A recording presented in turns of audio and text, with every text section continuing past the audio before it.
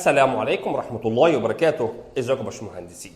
دلوقتي بأمر الله هنبدأ في حصة مهمة جدا جدا جدا يا باشمهندس، ألا وهي التراكمي أو المعلومات التراكمية أو المعلومات من أولى ثانوي وثانية ثانوي. التريكات اللي أنا ناسيها يا مستر، الحاجات اللي أنا محتاج أأكد عليها منهج أولى ثانوي وثانية ثانوي، علشان الراجل ما بيحب يزنقني في الامتحان أو يجيب لي حتة كده حتة فيها فكرة بيجيب من منهج أولى ثانوي وثانية ثانوي. وبيني وبينك كده يا مستر انا الحاجات دي كلها ناسيها ومش عارف ايه التراكمي او ايه التريكات القديمه اللي انا هحتاجها. فعشان كده يا باشمهندس اصريت ان انا لازم اعمل لك الحصه دي، وهو ده وقتها ان انت تبدا تذاكرها تركز فيها، عشان لما تيجي تدخل على الامتحانات والاسئله بقى اللي فيها افكار لا يبقى انت مأمن نفسك. وزي ما انا قلت لك انا هأمنك لاقصى درجه وهعمل عليها كله معاك. نبدأ هندسة، وقبل ما نبدأ ما ننساش نصلي على خير الأنام سيدنا محمد عليه الصلاة والسلام. بنبدأ مع تراكمي الجبر والهندسة الفراغية. سمي الله، صلي على رسول الله عليه الصلاة والسلام. تعالى هندسة واحدة واحدة، ما تقلقش، كده الPDF بتاع المحاضرة دي هينزل لك على الرايق كده واحدة واحدة وهتذاكره وهتشوفه، بس بالله عليك ركز في الحاجات اللي أنا هقولها. اولا مبدئيا كده بادئا ذي بدء، انا لازم اتكلم مع حضرتك في حاجه اسمها المعادله التربيعيه. المعادله التربيعيه، اصحى بالله عليك قوي قوي قوي في اللي بيحصل ده. المعادله التربيعيه بتتكتب على صوره ا س تربيع زائد ب س زائد ج بتساوي صفر. خلي بالك يا باشمهندس، الحاجات اللي انا بقولها لك دي حاجات امتحانات، فبالله عليك ركز لي. طيب اولا لازم تكون عارف ان ا ده اسمه معامل س تربيع، ماشي. الباء معامل السين، حاضر. الجيم ده اسمه الحد المطلق، عشان هو ممكن يجي في معادله يغير الرموز، يحط هنا الب يحط هنا الالف. لا، لازم انا اعرف انا ما اقصد الالف اللي هو الحاجه اللي قدام السين، الباء الحاجه اللي قدام السين تربيع، الباء الحاجه اللي قدام السين، الجيم هو الحد المطلق، الالف معامل السين تربيع. طيب الراجل هيجي يتكلم معايا هنا في ايه؟ مبدئيا كده يا باشمهندس، هنا في حته مهمه جدا جدا اسمها المميز. ايه المميز ده؟ المميز يا صديقي عباره عن باء تربيع ناقص 4 الف ج، وانت المميز ده بتعرف تجيبه من المعادله التربيعيه، فيها س تربيع وفيها س وحد مطلق، بتطلع الباء والالف والجيم، ده اسمه المميز. المميز ده بيحدد نوع جذور المعادله التربيعيه. فالمميز ده لو المميز طلع اشارته موجب، لو انا جبت المميز وطلع موجب، فيوجد هنا جذران حقيقيان متساويان، او انا اسف حقيقيان مختلفان، حقيقيان مختلفان، ما علينا، بس بيطلع لها جذرين يعني. المميز ده يا صديقي لو طلع صفر بيطلع لها جذران حقيقيان، بس هما جذور حقيقيه يعني متساويان. طيب المميز ده بقى لو طلع سالب، يبقى الجذور دي ليس، او المعادله ليس لها جذور حقيقيه، ولكن لها جذور جذران مركبان او اعداد تخيليه يعني بمعنى اصح. طب انا في منهجي ممكن يسالني ايه هنا؟ تعال اقول لك. ممكن يجيب لك ايا كان معادله، مثلا يعني في تفاضل، في استاتيكا، يعني يجي لك معادله ويقول لك المعادله دي ليس لها حل، ليس لها نقط حرجة في التفاضل، ليس لها نقط انقلاب مثلا، وهي معادلة تربيعية مثلا. أجي أقول له ليس لها، يعني فهمت إيه؟ هقول له لا استنى، وحلينا عليها سؤال قبل كده. هقول له ليس لها حلول حقيقية، ليس لها حلول حقيقية في الأعداد الحقيقية يعني يبقى المميز بتاعك باء تربيع ناقص 4 ألف ج يا باشا هيكون أقل من الصفر. أنت جبت ده منين؟ تعال أقول لك، ما أنا لسه قايل أهو، المميز يطلع سالب، وسالب حضرتك اهو موجب يعني المميز اكبر من صفر، سالب يعني المميز اصغر من صفر. دي تخلي بالك منها، ودي مفتاح حل الاسئله كتير جدا جدا جدا، المميز ده. طب تمام قوي. فلما اجيب لك مساله واجيب لك معادله واقول لك ليس لها جذور حقيقيه، فتقول خلاص يبقى انا استفدت ان المميز ده اقل من الصفر، ليس لها جذور حقيقيه. يقول لك مثلا لها جذور مثلا مركبه، لها جذور تخيليه، فاهم؟ يبقى ليس لها حل، يبقى المميز اصغر من الصفر. المعلومه دي تخلي بالك منها. طب تمام جدا، ده كلام حلو. هو المميز ده جه منين؟ المميز يا باشمهندس جه من حاجه اسمها الحل العام للمعادله التربيعيه. الحل العام ماشي. الحل العام ده كان عباره عن ايه؟ كان سالب باء موجب او سالب جذر باء تربيع ناقص 4 أ ج على 2 أ. ده اسمه الحل العام لايجاد حل اي معادله تربيعيه. باخد الجذور اللي قدامي ده واحلل فيها وبتاع وكلام جميل وزي الفل. الله يبارك لك يا باشا. الراجل بيقول لك برضه مش انت شغال على المعادله التربيعيه اللي احنا كنا كاتبينها حالا، ا س تربيع زائد باء س زائد الجيم؟ هتقول لي اه. الراجل بيجي يقول لك طب انا في مسائل بطلب منك حاجه اسمها مجموع الجذرين، مجموع الجذرين، وباجي في مسائل بطلب من حضرتك حاجه اسمها حاصل ضرب الجذور، حاصل ضرب الجذرين. مجموع الجذرين ده قانونه ايه؟ مجموع الجذرين الراجل بيقول لك بص سالب باء على الالف، سالب معامل السين على معامل السين تربيع، سالب باء على الالف. طيب حاصل ضرب الجذرين الراجل قال لك لا دي عباره عن ج على الالف، يبقى مجموع الجذرين التربيعيين سالب باء على الالف، حاصل ضرب الجذرين التربيعيين ج على الالف. لا ده انا عندي ممكن نستعمل المسائل الحته دي في الاوميجا على فكره، وسالنا فيها وحلينا عليها. ممكن الراجل يجي يقول لك لا ايه، انا عايز اكون المعادله التربيعيه. ايه زي ما انت سمعت، تكوين المعادله التربيعيه، تكوين المعادله التربيعيه. يعني بمعنى اصح يا صديقي، انا بدي لك الجذرين اللي هما 2 و3 و4 و5 ارقام واقول لك هات لي انت المعادله. الله، هو انا هعرف؟ قلنا المعادله التربيعيه يا صديقي عباره عن س تربيع ناقص حاجه س زائد حاجه بتساوي صفر. بص بقى، المعادله التربيعيه بتتكون من ايه؟ س تربيع ناقص مجموع الجذرين، مجموع الجذرين مضروبه في س زائد حاصل الضرب يا صديقي، بس كده. فاذا لو انت قدرت تجهز دول قدامك تعرف تجيب اي معادله تربيعيه. يبقى ازاي اكون المعادله التربيعيه؟ قول معايا، س تربيع ناقص مجموع الجذرين في س زائد حاصل الضرب، ودي على طول ناقص يا رجاله، دي على طول ناقص. س تربيع ناقص مجموع الجذرين س زائد حاصل الضرب، س تربيع ناقص مجموع الجذرين س زائد حاصل الضرب، زائد حاصل الضرب. طب ما ده كلام جميل قوي، ودي حاجات برضو انا بحتاجها كتير يا مستر، اللي هي تكوين المعادله وجذور المعادله ومجموع الجذرين وحاصل ضرب الجذرين. دي معلومات حلوه ومعلومات كويسه وبحتاجها كتير قوي. طيب في حته انا عايز اتكلم حضرتك فيها هندسه، بالله عليك تخلي بالك منها، الا وهي احنا بنقول بقى الجذرين للتربيعيين، الجذرين او الجذران لاي معادله احنا بنفرضهم بالرمزين دول من اولى ثانوي، لام وميم.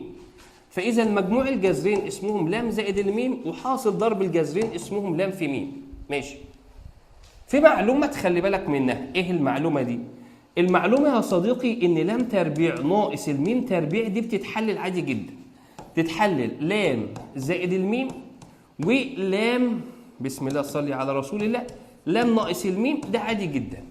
وانما لام تربيع زائد الميم تربيع ملهاش تحليل، ملهاش تحليل، بس لها عندنا صرفه ولها عندنا قانون. تخيل ازاي؟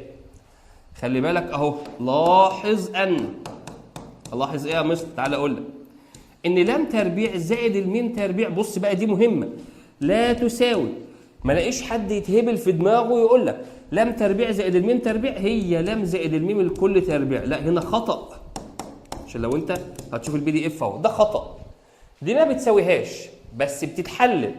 ازاي احلل دي؟ تعالى اقول لك. تعرف يا صديقي ان لام تربيع زائد الميم تربيع دي لها تحليله عباره عن ايه؟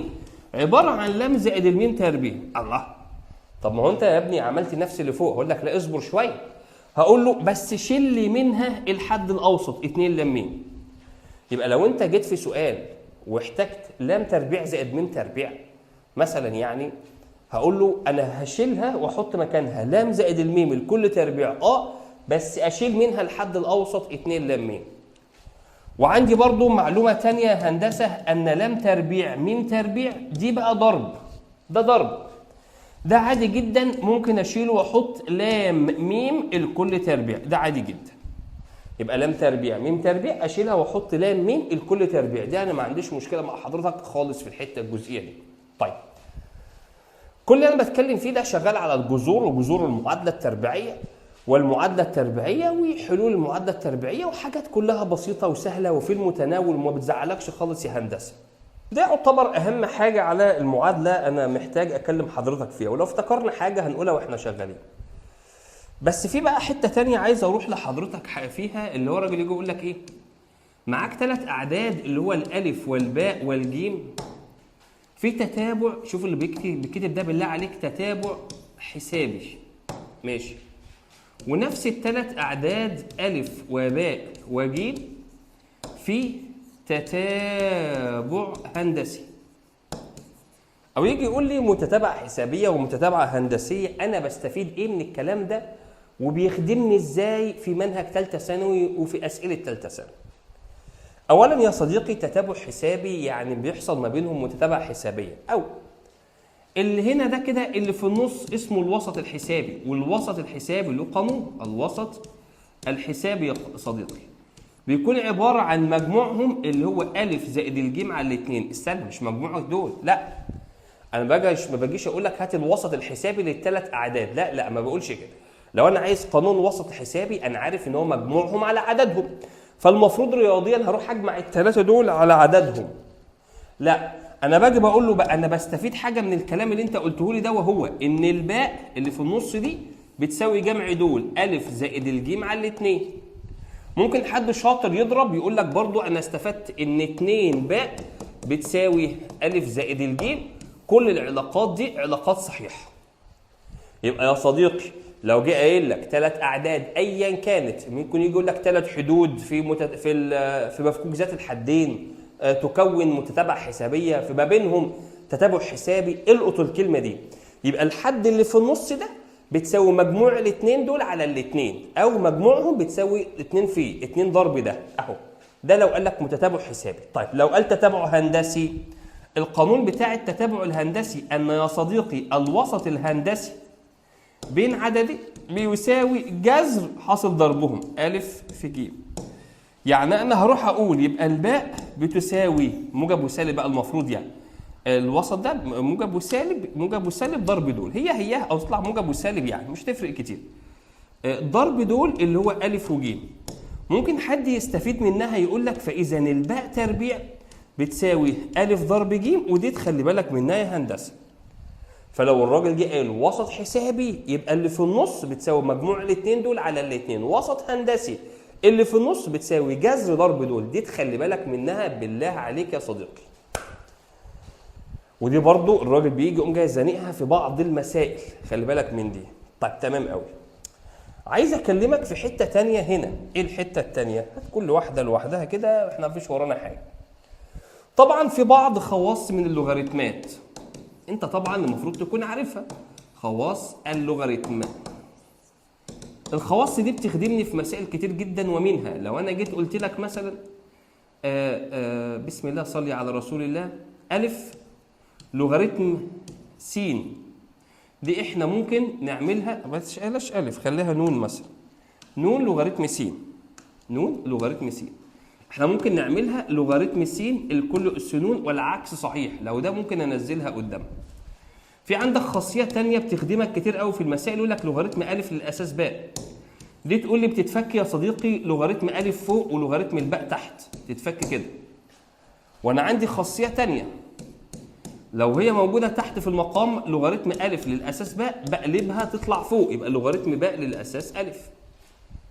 أي لوغاريتم أساسه 10، يا أساس هنا 10 بس إحنا ما بنكتبوش، يعني لو الأساس ده مش موجود خلاص بيبقى أساسه 10. في ملحوظة تانية تخلي بالك منها، إيه هي؟ لو راجل قايل لك لوغاريتم س لأساس ألف بتساوي باء، ودي اللي بحل عليها على طول في مسائل اللوغاريتمات، تقوم أنت مسقط ده، يعني تروح تقول لي يبقى س بتساوي، ركب دي تحتها ألف أس باء، دي ملحوظة مهمة قوي. سقط ده ركب ده، سقط ده ركب ده تحته. طيب في عندي ملحوظة تانية مهمة، ايه هي؟ في الدالة الأسية بقى، يعني لما اجي اقول لك مثلا بص اللي هيحصل ألف عليها أس س للأساس ألف، لو الاتنين دول شكل بعض طيرهم مع بعض يبقى الناتج في الحالة دي يا صديقي بيطلع س. بيطلع س. حلو ده؟ حلو جميل. خد بالك أنا بحاول أجيب لك الحاجات اللي هتخدمك في الجبر. ماشي؟ مش بتشعب قوي في التراكمي، لا، الحاجات اللي هي ممكن يسألك فيها. في حتة تانية الراجل بيروح يلعب عليها هندسة في المثلث. خلي بالي بقى ايه المثلث ده، قصة وحدوته. بص يا صديقي، المثلث ده اهو، لو الراجل جه حط لك توازي، ده بيوازي ده، ألف باء جيم دال هاء، والحتة دي بيجي يلعب عليها في المحددات. خلي بالك بالله عليك. طيب هنا بتستفيد حاجة من الاتنين، واحد يا إما تشابه المثلثين، يا إما حالة التوازي. بس يا صديقي مفيش غيره. اما يجي لك مثلث في توازي كده بتلعب على حاجة من الاتنين. طيب والله لو أنا هستخدم التشابه، وهنا لو هستخدم التوازي، اصحى بقى وركز في النسب اللي هتتكتب. لو حضرتك هتستخدم التشابه بيطلع 3 نسب. فبص يا صديقي اهو 3 نسب. لو التوازي نسبتين بس مفيش غيرهم. في حالة التشابه صغير على كبير، ألف دال على الألف باء، ألف هاء على الألف جيم، القاعدة على القاعدة. دي تخلي بالك منها، دي تخلي بالك منها. صغير على كبير، صغير على كبير، القاعدة على القاعدة، أو العكس كبير على الصغير، مش فارقة كتير. طب لو هستخدم التوازي قال لك لا استنى، هنا بقى مفيش التوازي. الحتة الصغيرة ده على ده بيساوي ده على ده. اصحى للكلام. فتروح تقول ألف دال على الدال باء بتساوي ألف هاء على الهاء جيم. بس يا صديقي هنا 3 نسب اللي هو التشابه، وهنا نسبتين اللي هم التوازي، والحاجات دي برضو ممكن تخدمني في التفاضل. ماشي؟ خلي بالك منها، انا بأمنك اهو يا صديقي. طب تمام قوي. عايز تكلمني في ايه تاني يا مستر؟ انا يعني مش محضر، انا واحده واحده اهوت، وبنكتشف الحاجات والاسئله والحاجات اللي ممكن الراجل يضايقني فيها. اروح يا صديقي لعائله المثلث القائم. لو هو بقى الراجل جايب لي مثلث قائم، خد بالك برضه بستفيد حاجه جميله، ادي الالف والباء والجيم. هنا لو في زاويه قايمه، طبعا اول حاجه بستفيدها من هنا هي نظريه فيثاغورس. فيثا اهو يا عم، اظبط بقى غرس. ودي مش محتاجه اقولها لك، اي مثلث قائم يجي سواء كده او يجي مقلوب يا جدعان.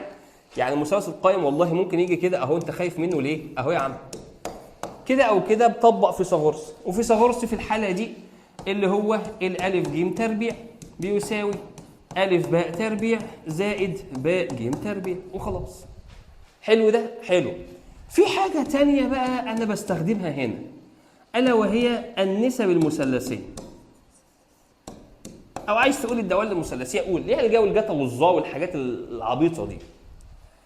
بس انت بتعرف تجيب الجا والجتا، الجا مقابل على وتر، الجتا مجاور على وتر، والظا مقابل على المجاور، بس مش ده اللي انا عايزه. انا عايز اوصل لحته تانية بتبقى بعيده خالص عن مجال تفكيرك. ان الراجل اول ما يجي يقول لك يا صديقي ده مثلث قائم، الطبيعي والمنطقي اي حد عاقل في الدنيا هيفكر في فيثاغورس، ومن ثم هيروح يفكر في نسب مثلثيه جا وجتا مقابل وتر. بس في حته تانية بيجي يقوم ايه حاطط فيها سؤال كده وتركيه بسيطه ما تاخدش بالك منها. انت ملاحظ يا صديقي ان قياس زاويه الباء ب90؟ فاذا يا صديقي قياس زاويه الالف زائد زاويه الجيم برضه ب90. عايز تقول لي ايه يا عم الحاج؟ عايز اقول لك ان من هذه العلاقه بنستنتج 3 علاقات مهمين، الا وهما ان جا الف بتساوي جتا جيم، والعكس صحيح. جا جيم هي جا الف، وأن يا صديقي ظا ألف بتساوي ظتا جيم، وأن يا صديقي قا ألف بتساوي قتا جيم. دول بستنتجهم من المثلث القائم. دي تخلي بالك منها، خلي بالك من الحتة دي يا هندسة. ماشي، عشان برضو بيجي الراجل يحطها في المحددات، خلي بالك من دي قوي. طيب بروح انا بقى بعد كده للمثلث العادي مش المثلث القائم. شوف اللي هيحصل يا صديقي. نعم، المثلث العادي ده ألف باء جيم. عايز اقول لك حاجه. ايه؟ في عندك حاجه او درس كان في اولى ثانوي اسمه درس المنصف الداخلي. المنصف الداخلي، وانا مش عارف ممكن يسالني فيه إيه ازاي المنصف ده ممكن يجيبه ويجيب نسب عليه. المنصف الداخلي اهو كان بيقول ايه؟ مين فاكر؟ الراجل قال لك في المنصف الداخلي ده بتاخد الضلعين بتوع الزاويه الف باء على الالف جيم. قال لك بقى انت نزلت عند الباء فقلت لي الف باء على الالف جيم بتساوي باء د على الدال جيم. ده اسمه منصف داخلي. طيب في منصف تاني يا صديقي كان اسمه منصف خارجي لزاويه الراس. المنصف الخارجي ده يعني الزاويه بتكون جايه عامله كده، والراجل يقول لك بص بقى انا عامل منصف خارجي. ممكن يقول لك المنصف اهو وده الف، والمنصف ده من بره، وده الضلعين برضو الف باء والف ج. بص بقى هنا يا صديقي في حاله المنصف الخارجي، المنصف الايه؟ الخارجي. شوف اللي هيحصل. برضو باخد الضلعين بتوع الزاويه، الضلعين اللي حوالين الزاويه الالف باء على الالف جيم. خد بالك هو المثلث اصله الف باء جيم. ماشي، انت نزلت عند الباء خد الباء وروح للمنصف باء د. نزلت عند الجيم خد الجيم وروح للمنصف جيم د يا صديقي. دي حدوته المنصف الداخلي والمنصف الخارجي.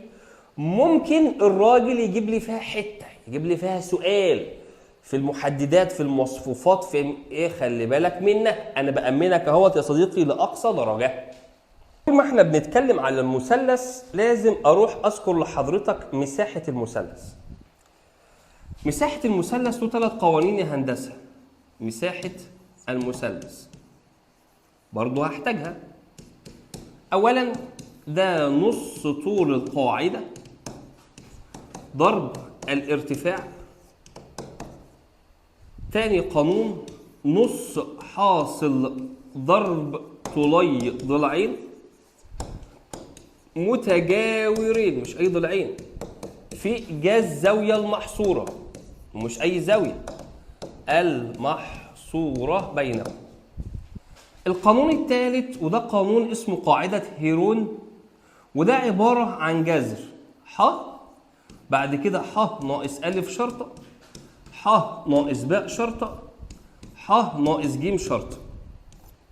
حيث لازم نكتب كده، حيث ح هي نصف المحيط.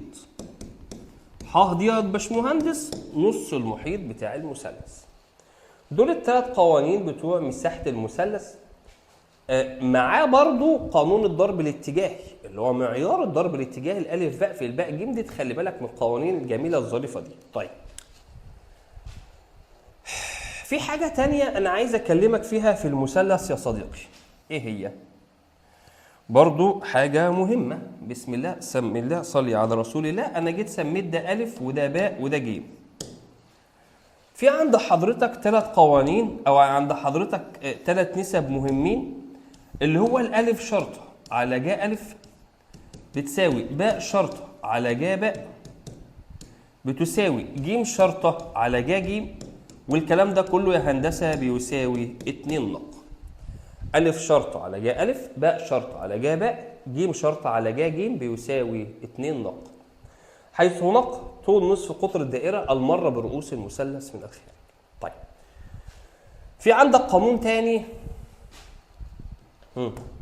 في عندي قانون تاني اللي هو بتاع الجتا، اللي هو كان بيقول لي ايه. تعال ناخده في صفحة تانية هنا كده، احنا ما نضيقش الدنيا على نفسنا، مفيش ورانا حاجة يا عم المهندس، بنكتب بخط كبير ما علينا يعني. اهو تعالى يا باشا نكتب هنا المثلث اهو. سمي الله. هروح اقول الف باء ج. القانون الاولاني النسب اللي احنا لسه كاتبينها يا هندسه بسم الله، اللي هو الالف شرطه على جا الف، باء شرطه على جا باء، جيم شرطه على جا جيم، الكلام ده كله باتنين نقط.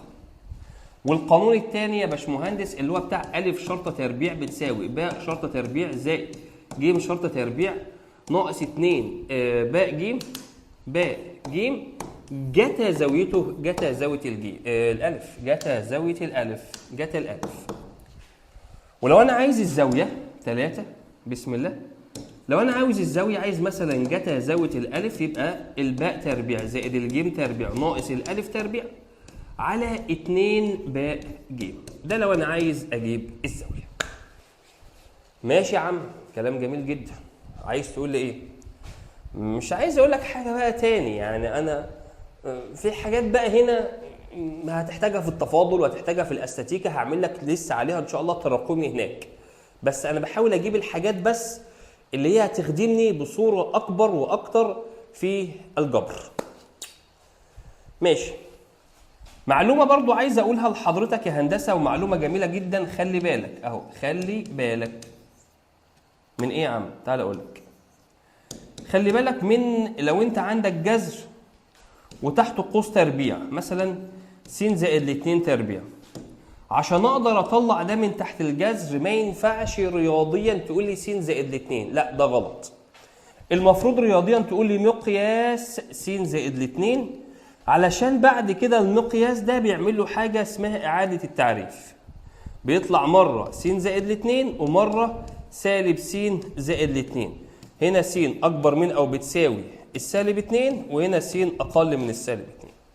فالمقياس ده بيتفك مره بالموجب ومره بالسالب، ودي معلومه بسيطه تخلي بالك منها. تمام؟ فلما يكون عندك جذر يجي يطلع من تحته قوس تربيع بيتفك كده س زائد 2.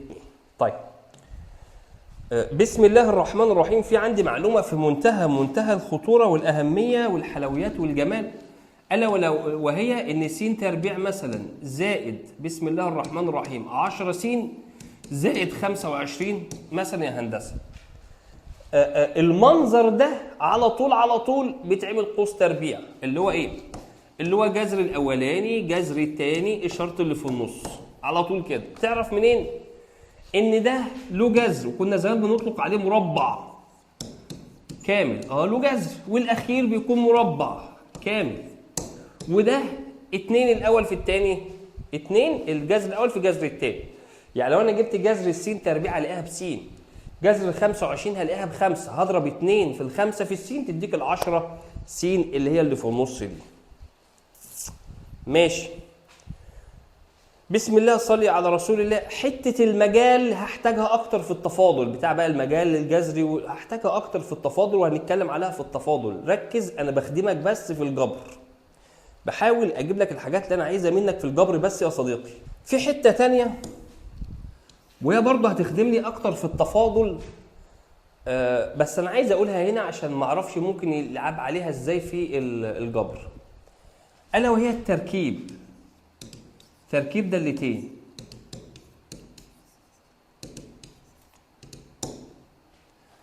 يجي يقول لك مثلا دالة السين بتساوي س زائد 5، راء السين بتساوي س تربيع ناقص 4.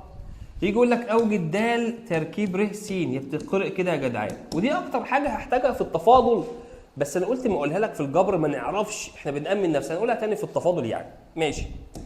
معنى كده عوض الراء في الدال، يعني تعالى على داله الراء شيلها كلها حطها مكان السين ده اهي يا راجل. ايه رايك لو دي جذر كمان؟ فتروح انت تقوم جاي منزل الجذر زي ما هو وتشيل السين وتحط ده. يعني ايه؟ يعني س تربيع ناقص 4 زائد 5. يبقى العمليه هنا عمليه تبديليه فقط، بشيل السين واحط مكانها الداله الثانيه على بعضها. ماشي. انقل بعد كده لحته في الهندسه بقى وهي الدوائر. والدوائر دي بيجي كتير جدا يلعب عليها عندي في الجبر هنا ويحطها لي بقى في مسائل كده رخمه. الراجل يجي يقول لك بص يا معلم، هقول له نعم يا قلب المعلم. يقول لك بص، في شويه حاجات عايز اكلمك فيهم. اولا نعم، اللي بره ده كده اسمه مماس، اسمه مماس. ماشي. لو انا عندي كده نقطه ونزلت منها كده نصف القطر، يبقى ده خلي بالك عايز اكتبه من جوه، ده كده اسمه نصف القطر، فعلى طول قائم. فعشان كده في قاعده عندي هنا بتقول لك نصف القطر عمودي على المماس من نقطه التماس يا هندسه. ودي ممكن احتاجها في قانون البعد او طول العمود الساقط من نقطه على مستقيم، هيديك عمود على طول الف هاء في الف باء في هاء على معيار الهاء، خلي بالك منها. حلو وجميل وما جميل الا سيدك النبي عليه الصلاه والسلام، صل عليه يا ابني قول عليه الصلاه والسلام. في علاقات جميله لازم تكون عارفها بقى في الدايره. ايه العلاقات دي يا باشمهندس؟ شوف يا صديقي، لو الراجل جه قايل لك اذا تقاطعا وتران داخل الدايره، مثلا ده الف ميم، مش خليها مش ميم بقى، الف باء جيم دال وتقاطع في نقطه هاء. فالراجل قايل لك انت بتحتاج حاجه جميله هنا كده، هاجي اقول لك تقاطع، شوف اللي بيتكتب ده داخل الدايره، داخل الدائره. بتستفيد حاجه جميله جدا، ان الالف هاء، شوف الف هاء في الهاء باء تساوي جيم هاء في الهاء دال، دي تخلي بالك منها.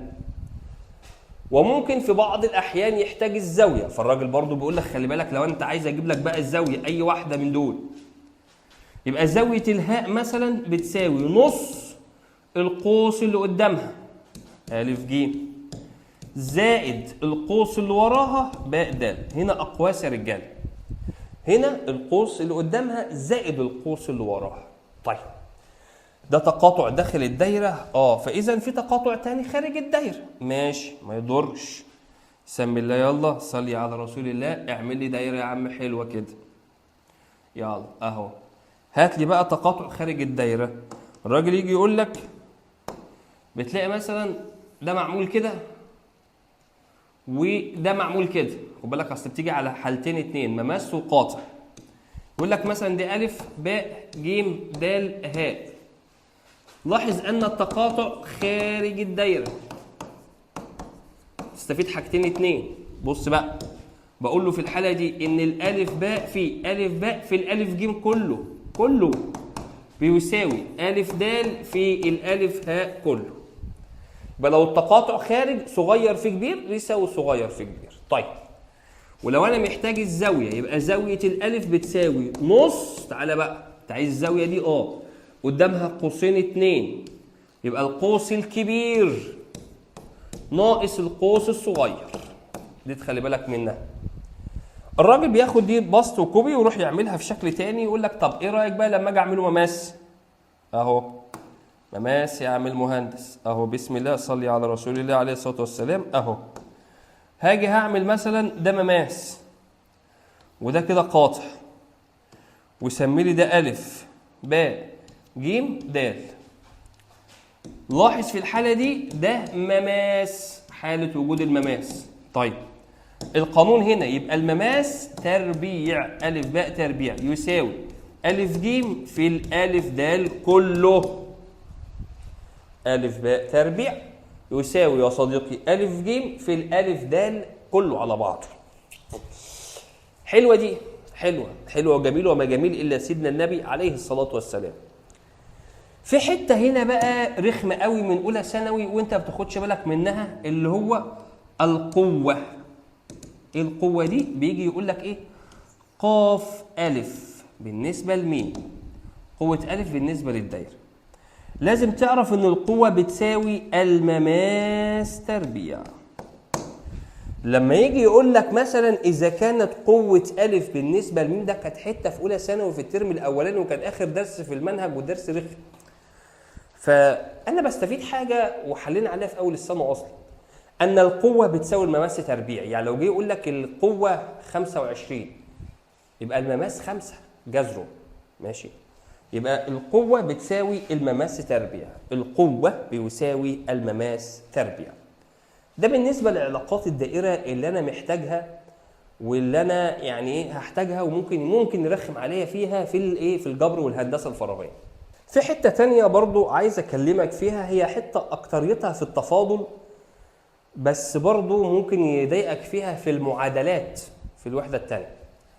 بص يا هندسه اللي هو ايه اللي ما فرق ما بين كلمه نقطه التقاطع. ونقطه التقاطع يا صديقي عباره عن حاجتين اتنين، التقاطع مع محور السينات والتقاطع مع محور الصادات. لو الراجل ذكر التقاطع مع محور السينات يبقى الصادات بتساوي صفر. لو الراجل ذكر التقاطع مع محور الصادات يبقى السينات بتساوي صفر. ده لو انت شغال في ثنائي بعد.